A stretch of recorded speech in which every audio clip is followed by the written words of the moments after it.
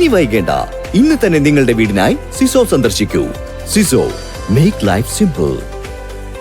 വിളയൂർ പഞ്ചായത്തിലെ ഓടുപാറയിൽ ലൈഫ് പദ്ധതിയിൽ നിർമ്മാണം പുരോഗമിക്കുന്ന വീടുകൾ മന്ത്രി എം.ബി. രാജേഷ് സന്ദർശിച്ചു. പഞ്ചായത്തിലെ തിരഞ്ഞെടുപ്പ് പ്രകടന പത്രികയുടെ പ്രകാശനവും മന്ത്രി നിർവഹിച്ചു.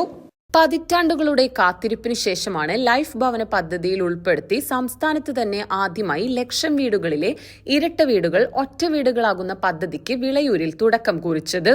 വിളയൂർ പഞ്ചായത്തിലെ ഓടുപാറയിലെ പഴയ ഇരട്ട വീടുകൾക്ക് പകരമാണ് 24 പുതിയ വീടുകൾ ഇവിടെ ഉയർന്നിരിക്കുന്നത്. വീടുകളുടെ നിർമ്മാണം അവസാന ഘട്ടത്തിലാണ്. തദ്ദേശ തെരഞ്ഞെടുപ്പിന്റെ പശ്ചാത്തലത്തിൽ കൂടിയാണ് മന്ത്രി എം.ബി. രാജേഷ് വീടുകൾ സന്ദർശിക്കാനെത്തിയത്. വീട്ടുകാർ മന്ത്രിയെ സ്വീകരിച്ചു. നിർമ്മാണ പ്രവൃത്തികൾ വേഗത്തിലാക്കണമെന്നും മറ്റ് ആവശ്യങ്ങളും ഇവിടുത്തുകാർ മന്ത്രിയുടെ ശ്രദ്ധയിൽപ്പെടുത്തുകയും ചെയ്തു.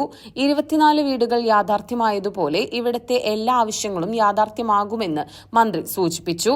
സംസ്ഥാന സർക്കാരിന്റെ ക്ഷേമ പദ്ധതികളെക്കുറിച്ചും ഓർമ്മപ്പെടുത്താൻ മന്ത്രി മറന്നില്ല. സാർ, ഞങ്ങൾക്ക് കുടിവെള്ളമാണ് വീടാവുമ്പോഴല്ലേ അടുത്ത പ്രശ്നം വരണം.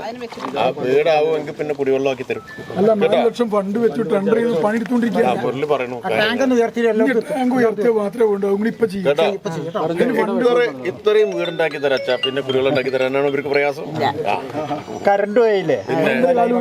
പിന്നെ അപ്പൊ വെള്ളം, കറണ്ട്, വീട്, ഇത്രയും കാര്യങ്ങളായി റോഡ്, ഇത്രയും കാര്യം കൂടി ചെയ്യും കേട്ടോ. നമ്മൾ ജയിച്ചതെല്ലാം.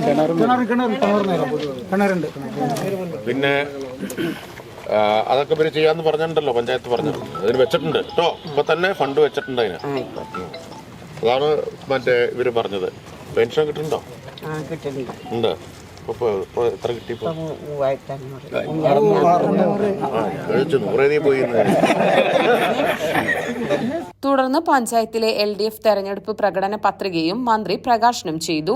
നേതാക്കളായ Zubaida Ishaq, T Gopalakrishnan, K Murali, T Shaji, MK Baby Girija, TP Ahammed, Mujeeb Karuvankuzhi തുടങ്ങിയവർ പങ്കെടുത്ത് സംസാരിച്ചു. സ്ഥാനാർത്ഥികളും ചടങ്ങിൽ പങ്കെടുത്തു.